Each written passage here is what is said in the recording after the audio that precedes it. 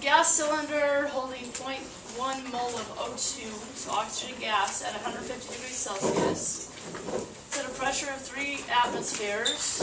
The gas expands adiabatically until the pressure is halved. What are the final volume and temperature? We want the temperature in degrees Celsius and how much work is done during this process. So number one, it's an adiabatic process. So we have a few equations that characterize an adiabatic process. An adiabatic process is characterized in which Q is 0. What that means is there's no energy exchange between the system and its surroundings due to temperature differences.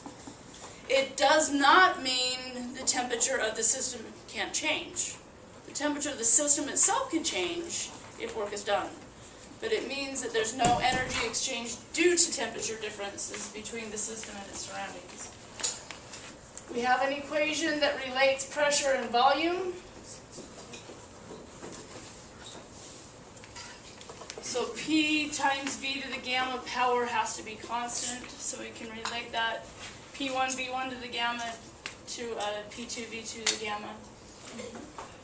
We also know that the ratio of PV over T has to stay constant, so we can relate P1 V1 over T1 to P2 V2 over T2. So that equation works as well. We know P1, pressure 1 is 3 atms. We know the temperature 150 degrees Celsius. We will need to figure out V1, the initial volume, in order to use this equation to find final volume. Since we know the number of moles, the temperature, and the pressure, we can use the ideal gas law. P1 V1 equals nRT1. So V1 will be nRT1 over P1. We have 0.1 moles. R is 8.31 joules per mole Kelvin. T1 is 150 degrees Celsius plus 273. Our temperature needs to be in Kelvin. P1, in order for these units to work out, when we're using the 8.31 joules per mole Kelvin, our pressure needs to be in pascals. We will get a volume in meters cubed. So 3 atm, we need to multiply that by 101,300 pascals per atm to convert to pascals.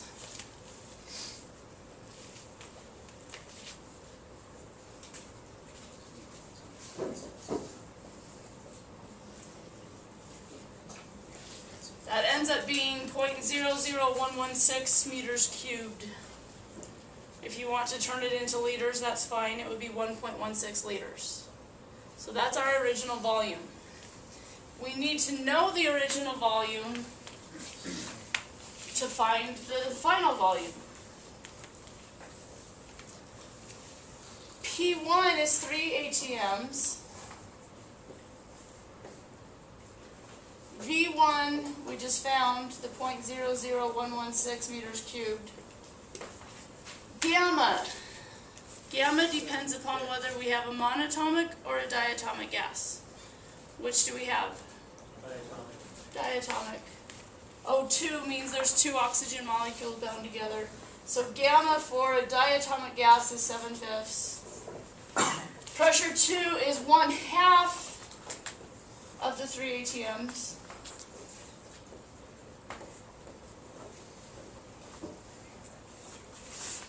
So basically the 3 atm cancels. Bring the 2 to the other side.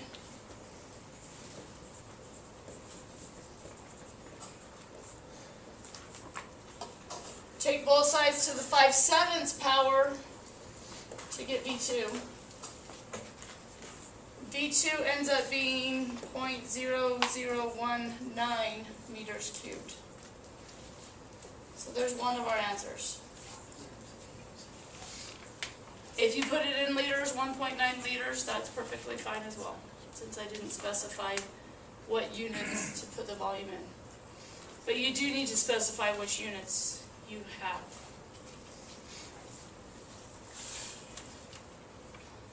Questions so far?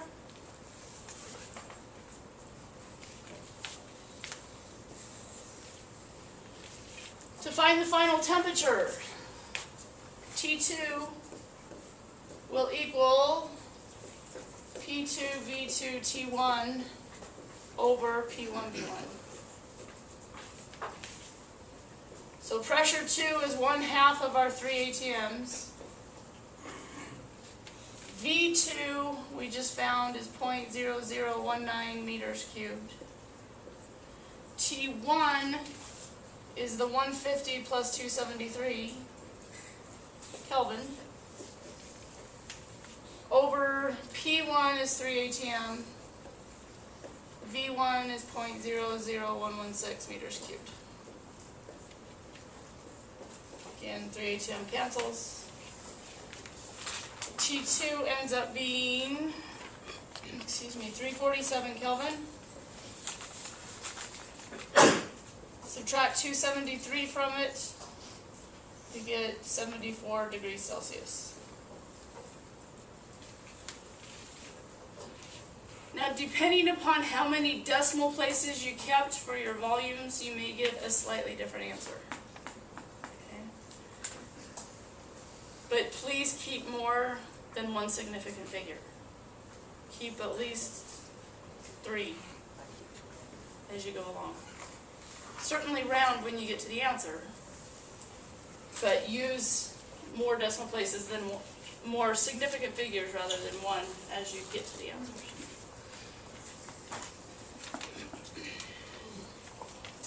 I'll shove the last answer up here in the corner. Work. How much work is done during the process? Well, according to the first law of thermodynamics, Q plus W is equal to change in thermal energy. But an adiabatic process is characterized by having Q be 0. So the work has to equal the change in thermal energy. For a diatomic gas, the change in thermal energy is 5/2 nR delta T. We know the number of moles. We know R. Delta T. Delta T is final temperature minus initial temperature. Don't have room to write the unit on there, sorry. Plugging that all in, you should have ended up with negative 158 joules. Negative because delta T is negative. The final temperature is smaller than the initial temperature. What does it mean to have negative work? Energy's going out of the system, so it's doing work on its surrounding. Energy's going into the surroundings.